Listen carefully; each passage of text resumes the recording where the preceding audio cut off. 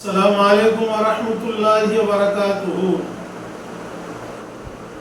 الحمد لله وكفى وسلام على عباده الذين اصطفى. ما بعد، قال الله تبارك وتعالى: اليوم أكملت لكم دينكم وأتممت عليكم نعمتي ورضيت لكم الإسلام دينا. القرآن. وقال النبي صلى الله عليه وسلم: إن الإسلام يهدم ما كان قبله. الحديث أو كما قال عليه الصلاة والتسليم. প্রশংসা মাত্র বিশ্ব নিয়ন্ত্রক রব্বুল আলামিন, যিনি কুল কায়নাতের স্রষ্টা, পৃথিবীর সবই হচ্ছে সৃষ্ট। সমস্ত সৃষ্টির মাঝে আমাদেরকে আশরাফুল মখলুকাত করেছেন, ক্রাউন অফ দি ক্রিয়েশন। সর্বশ্রেষ্ঠ মর্যাদা দিয়ে আমাদেরকে পৃথিবীর বুকে পাঠিয়েছেন। তার শুকরিয়া আমরা যা করি কম হয়, মহব্বতের সাথে শুকরিয়া আদায় করি আলহামদুলিল্লাহ। সংক্ষিপ্ত প্রশংসার পর বিশ্ব নবী, বিশ্ব নেতা, হায়াতুন নবী, লিডার অফ অল লিডার্স, হযরত মুহাম্মদুর রাসূলুল্লাহ সাল্লাল্লাহু আলাইহি সাল্লাম, তার পবিত্র রওজা পাকে আল্লাহ সুবহানাহু ওয়া তাআলা আল্লাহ পাকের সৃষ্টি সমপরিমাণ দরুদ, সালাম, রহমত ও শান্তির ধারা অনবরত কিয়ামত পর্যন্ত বর্ষণ করে থাকুন। আল্লাহুম্মা আমিন। আজকের বিষয় যেটা, বিশ্ব নবী মুহাম্মদুর রাসূলুল্লাহ সাল্লাল্লাহু আলাইহি সাল্লামের বিদায় হজের ভাষণ সম্পর্কে। রাসূল পাক সাল্লাল্লাহু আলাইহি সাল্লাম যখন মক্কা শরীফ থেকে মদিনা শরীফে হিজরত করলেন, তখনই হিজরত শুরু হলো। অষ্টম হিজরি পর্যন্ত, আদম নবী থেকে অষ্টম হিজরি পর্যন্ত হজ ছিল নফল। অষ্টম হিজরি পরে নবম হিজরিতে হজ ফরজ হলো। রাসূল পাক সাল্লাল্লাহু আলাইহি সাল্লাম নবম হিজরিতে হযরত আবু বকর সিদ্দিক রাদিয়াল্লাহু আনহুকে 10,000 সাহাবা সহ হজ করার জন্য মক্কা শরীফে প্রেরণ করেন। পরবর্তীতে দশম হিজরিতে রাসূল পাক সাল্লাল্লাহু আলাইহি সাল্লাম হজ করবেন। যুলকাদা মাসে ঘোষণা করে দিলেন, সাথীর সঙ্গে সব তৈরি হয়ে গেল। রাসূল পাক সাল্লাল্লাহু আলাইহি সাল্লাম 1,14,000 কিংবা 1,44,000 সাহাবী সহ মক্কা শরীফে মানে হজের জন্য যাত্রা করলেন। রাসূল পাক সাল্লাল্লাহু আলাইহি সাল্লাম মিনায় গিয়ে 8 তারিখে অবস্থান করলেন।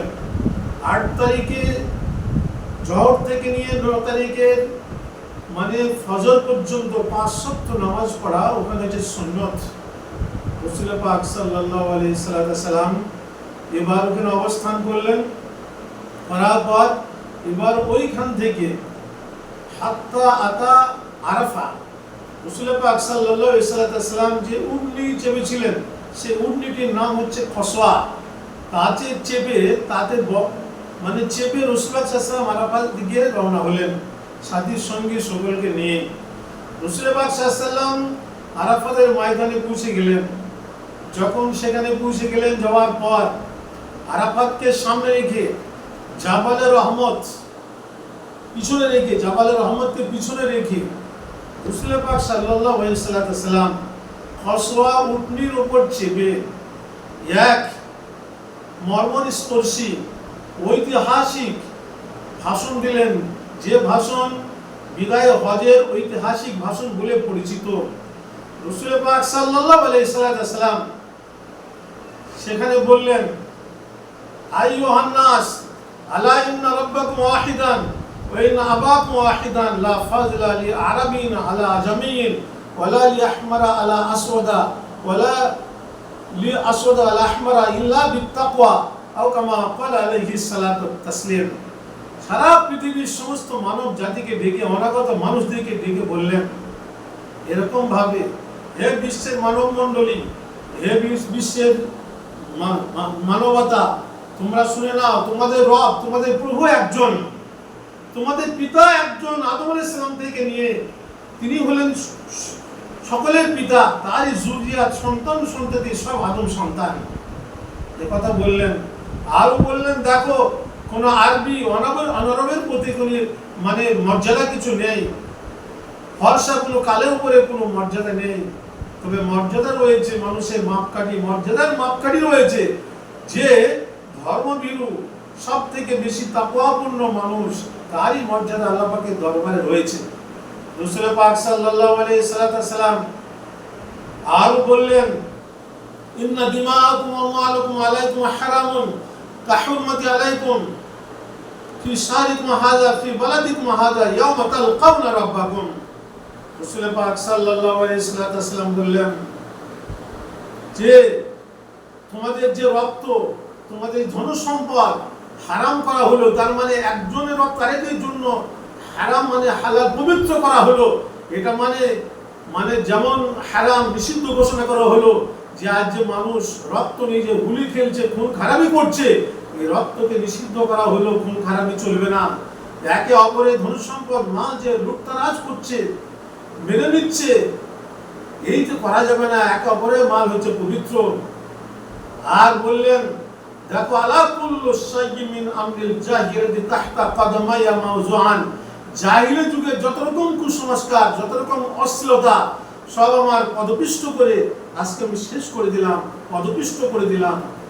রাসূল পাক সাল্লাল্লাহু আলাইহি ওয়াসাল্লাম আরো বলেন, ওয়া ইন্না রিবাল জাহিলিয়াতি মাওজুআন, সুদ যেটা হচ্ছে বিশাল বড় একটা বর্হিত কাজ, নোংরা নাপাক কাজ, সেটাকে নিষিদ্ধ ঘোষণা করা হলো। আমার চাচা আব্বাস, তার সুদকে আমি নিষিদ্ধ ঘোষণা করলাম। পৃথিবীর সমস্ত মানব জাতির সুদকে আমি নিষিদ্ধ করলাম। সুদ এমন একটি গরিব কাজ যা মানুষকে শোষণ করে, গরিবের পয়সাকে শোষণ করে ধনীরা, এই সুদকে নিষিদ্ধ ঘোষণা করে দিলেন। রাসূল পাক সাল্লাল্লাহু আলাইহি ওয়াসাল্লাম আরো বলেন, ওয়াত্তাকুল্লাহ ফিন নিসা, নারীদের ব্যাপারে তোমরা আল্লাহ পাককে ভয় করো। ওয়াস্তাহলালতুম, বললেন ফুরুজাহুন্না, নারীদেরকে তোমাদেরকে হালাল করা হয়েছে বিকালিমাতিল্লাহ, আল্লাহ পাকের কালাম, এই কালাম দিয়ে তোমরা কি করেছো, আল্লাহ পাক তোমাদের জন্য হারাম করেছে, মানে ওদেরকে তোমাদেরকে হালাল করেছেন, তাদেরকে দেখভাল, ভালো ব্যবহার, দ্বীনি শিক্ষা তোমরা তাদেরকে দেবে। রাসূল পাক সাল্লাল্লাহু আলাইহি ওয়াসাল্লাম আরো বলেন, লিতাখুযু মানাসিকাকুম ফাইন্নী লা আদরি লাআল্লি লা হাজ্জু বা'দা হাজ্জাতি, এই কথা বললেন। আও কামা ক্বালা আলাইহিস সালাতু ওয়াত তাসলিম, হজের মসলাকে তোমরা লিখে নাও, হয়তো এরপর দ্বিতীয়বার আমি আর হজ করব না। রাসূল পাক সাল্লাল্লাহু আলাইহি সাল্লাম আর বললেন, ওয়া আনতুম মাসউলুন আন্নী ফামা আনতুম কাইলুন, আল্লাহ পাক তোমাদেরকে আমার সম্পর্কে জিজ্ঞাসা করবে কিয়ামতের ময়দানে, তখন তোমরা কি বলবে? সাহাবায়ে কেরাম, আলা আল বাদুর বাল্লাগতু ইন্নাকা কাদ বাল্লাগতা আলিওয়ালিউ শাহিদুল গায়বা ফারুব্বা মুবাল্লিগিন ওয়া আমিন সামিঈন। রাসূল পাক সাল্লাল্লাহু আলাইহি ওয়াসাল্লাম বলেন, আমাকে যে দিনের দিনমজুরি দিয়ে, দিন দিয়ে, ইসলাম দিয়ে পাঠানো হয়েছিল, তা আমি তোমাদের কাছে পৌঁছে দিয়েছি। সাহাবায়ে কেরাম বললেন, হুজুর পৌঁছে দিয়ে ক্ষান্ত হননি, আপনি সেগুলা পুঙ্খানুপুঙ্খরূপে পালন করে দেখিয়েছেন। রাসূল পাক সাল্লাল্লাহু আলাইহি ওয়াসাল্লাম বললেন, আল্লাহ মাশহাদ, আল্লাহ মাশহাদ, আল্লাহ মাশহাদ। তর্জনী শাহাদত আঙুল আকাশের দিকে তুললেন, বললেন, আল্লাহ তুমি সাক্ষী থাকো, আল্লাহ তুমি সাক্ষী থাকো, আল্লাহ তুমি সাক্ষী থাকো। তখন বললেন হাদিসটার ব্যাখ্যা, তোমরা যারা উপস্থিত, তোমার সাহাবারা যারা এখানে উপস্থিত নেই, তোমাদের দায়িত্ব হচ্ছে যারা উপস্থিত নেই তাদের কাছে বাল্লিগু আন্নী ওয়ালাউ আয়া, আমার একটা কথা হলেও তাদেরকে তোমরা পৌঁছে দাও। হতে পারে তোমরা আমার কাছে শুনছো, আর যারা এখানে উপস্থিত নেই তোমাদের কাছে শুনে তারা দিনের আরো মুহাফিজ হবে, আরো দিনকে তারা বেশি ভালোবাসবে। রাসূল পাক সাল্লাল্লাহু আলাইহি ওয়াসাল্লাম বিদায় হজের ভাষণে এই সমস্ত মূল্যবান কথাগুলো বললেন। আর সারা পৃথিবীতে যে খুনের ব্যাপার যেটা ওখানে বলা হলো, রাসূল পাক সাল্লাল্লাহু আলাইহি ওয়াসাল্লাম যারা বললেন, মান কাতালা নাফসান বিগাইরি নাফসিন ওয়া ফাসাদিন ফিল আরদ ফাকান্নামা কাতালান নাস জামিআ। রাসূল পাক সাল্লাল্লাহু আলাইহি ওয়াসাল্লাম বললেন, আল্লাহ পাক এখানে বলতে চাচ্ছেন যে কোরআন অবতীর্ণ হয়েছে বিশ্বনবীর উপরে, কোন মানুষ বিচারালয় কর্তৃক ছাড়া যদি কোনো মানুষকে খুন করে, রক্ত বাহায়, খুন করে দেয়, হত্যা করে, তাহলে যেন সারা পৃথিবীর সমস্ত আদম সন্তানকে সে হত্যা করেছে। আর আমান আহইয়া ফাকান্নামা আহইয়ান নাস জামিআ, আর যদি কোনো মানুষ কোনো মানুষকে বাঁচতে সাহায্য করে, সেজন্য সারা পৃথিবীর মানুষকে বাঁচতে সাহায্য করেছে। অন্য আয়াত আল্লাহ পাক বলেন, আমা ইয়াকতুল মুমিনা মুতাআম্মিদান ফাজাযাউ জাহান্নাম খালিদান ফিহা আবাদা। রাসূল পাক সাল্লাল্লাহু আলাইহি ওয়াসাল্লামের উপরে যে কালাম পাক অবতীর্ণ হয়েছে, তাতে আল্লাহ পাক বললেন, কোন মুমিনকে কোন মানুষকে যদি হত্যা করে, সে চিরকালের জন্য জাহান্নামে অবস্থান করবে। এমন কথা বললেন, সারা পৃথিবীর যত বড় বড় পণ্ডিত, যত বড় বড় ঐতিহাসিক, তারা আজকে স্বীকার করেছে রাসূল পাক সাল্লাল্লাহু আলাইহি ওয়াসাল্লাম ওই আরাফাতের ময়দানে বিদায় হজের যে ভাষণটা দিয়েছিলেন, রাসূল পাক সাল্লাল্লাহু আলাইহি ওয়াসাল্লাম যে বহুত বড় মূল্যবান কথা, সেটাকে নিয়ে যদি আর সংবিধান রচনা করা যায় আর তার মতন যদি দেশ পরিচালনা করা হয়, তাহলে পৃথিবীতে খুনাখুনি থাকবে না, আত্মসাৎ থাকবে না, নারী নির্যাতন হবে না, জনগণ গরিব গোরাবা তারা শোষণ হবে না। এই চারটি মহামূল্যবান কথা যেখানে বলেছিলেন, তাই এরকম ভাবে তারা প্রমাণ করেছেন। যাই হোক, রাসূল পাক সাল্লাল্লাহু আলাইহি ওয়াসাল্লাম যখন ভাষণ দিচ্ছিলেন, সেই সময় হযরত আলী কাররামাল্লাহু ওয়াজহু একবার সামনে আসছেন, একবার পিছনে চলে যাচ্ছেন। আল্লাহ নবী বলছেন, আলী তুমি একবার সামনে একবার পিছনে এমন করছো কেন? রাসূল পাক সাল্লাল্লাহু আলাইহি ওয়াসাল্লাম যখন বললেন, আলী বললেন, হুজুর আপনার কথা সামনে কেমন শোনা যায় আর পিছনে কেমন শোনা যায় তা দেখার জন্য আমি যাচ্ছিলাম। আল্লাযী বাসাকা হাক্কি, যে আল্লাহ পাক আপনাকে সত্য দিন সহকারে প্রেরণ করেছেন, সে আল্লাহর কসম যার কুদরতি হাতের মাঝ জান আছে, যে তিনি আপনার কথা এমন করেছেন এখানে যেমন শোনা যাচ্ছে 1,40,000 সাহাবা, সেই পিছনে ঠিক সেম এরকম শোনা যাচ্ছে। এটা রাসূল পাক সাল্লাল্লাহু আলাইহি ওয়াসাল্লাম একটা বহুত বড় মুজিজা ছিল। রাসূল পাক সাল্লাল্লাহু আলাইহি ওয়াসাল্লাম বলা হচ্ছে সেই বিদায় হজের ভাষণ যখন সেখানে দিচ্ছিলেন কসওয়া উটের পিঠে, সেখানে একটা কোরআন পাকের একটা আয়াত অবতীর্ণ হয়ে গেল, যেটা আমি এখানে পাঠ করেছি, আলিয়াউমা আকমালতু লাকুম দীনাকুম, আজকের দিনকে জীবন বিধানকে আমি পূর্ণতা দান করলাম, আর যত নিয়ামত আমার তা পূর্ণতা দান করলাম, আর ইসলামকে জীবন বিধান রূপে আমি গ্রহণ করলাম। আল্লাহ সুবহানাহু ওয়া তাআলা বলেন কালাম পাকের মধ্যে, এক ইহুদি বলেছিল যে তোমাদের কোরআন শরীফে এমন একটা আয়াত আছে যে আয়াত আমাদের তাওরাতে থাকলে অবতীর্ণ হলে আমরা সেই দিনটাকে ঈদ মনে করতাম। ওমর ফারুক রাদিয়াল্লাহু তাআলা বলেন সেই দিন ছিল আরাফাতের ময়দান, আর সেদিনটা ছিল শুক্রবার দিন। একটা হচ্ছে আরাফাতের ময়দান, দ্বিতীয়ত শুক্রবার দিন। আরাফাতের ময়দান যদি শুক্রবার হয় সেটাকে হজে আকবার বলা হয়।